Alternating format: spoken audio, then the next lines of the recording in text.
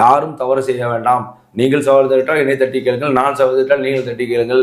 Single man ஆர்மியா single man ராஜாவா இருந்துகிட்டு திமுக என்ன சொல்லுது, நாங்கள் உழைக்கணுமா, காங்கிரஸ் உழைக்கணுமா கூட இருந்து அவங்க மட்டும் ஆட்சி அமைச்சுக்குவாங்கன்னா, அவங்க மட்டும் எல்லாம், அதாவது நான் கொள்ளடிக்குன்னு சொல்ல வரல, அவங்க மட்டும் எல்லாம் முடிவு எடுத்துக்குவாங்கன்னா, அவங்க மட்டும் பவர்ல இருப்பாங்கன்னா.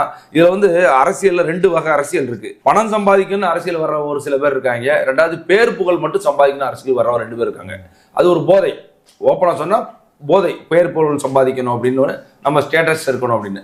அப்ப நீங்க எதுவுமே காங்கிரஸ் தரமாட்டோம், மற்ற கட்சிக்கு யாருக்குமே தரமாட்டோம். ஏன் திருமாவளவன் உழைக்கவில்லையா போன தேர்தலில்? கூட உழைச்ச மதிமுக உழைக்கவில்லையா? காங்கிரஸ் உழைக்க. இதே திமுகவோட கூட்டணி போனா அடுத்த வாட்டி என்ன சொல்லுவாங்க, காங்கிரஸ் வந்து கை சின்ன பார்லிமெண்ட் எலெக்ஷன்ல இல்லைங்க, இந்த வாட்டி உதயசூரன் சின்னத்தில் இல்லைங்கம்பாங்க காங்கிரஸே இந்த சொல்ல கண்டிஷன்ல இருப்பாங்க. எப்படி திரு வைகோ அவர்களை லாக் பண்ணிட்டாங்க. இப்ப 2 சீட் வைகோ இருக்காரு, அவரால் எந்த முடிவும் எடுக்க முடியல. இன்னைக்கு எடுத்திருந்தாருன்னா அண்ணன் துரை வைகோ அவர்கள் வந்து கண்டிப்பாக துரை வைகோடைய நிலைமையை வந்து தர்ம சங்கடத்தில் இருக்கிறாரு.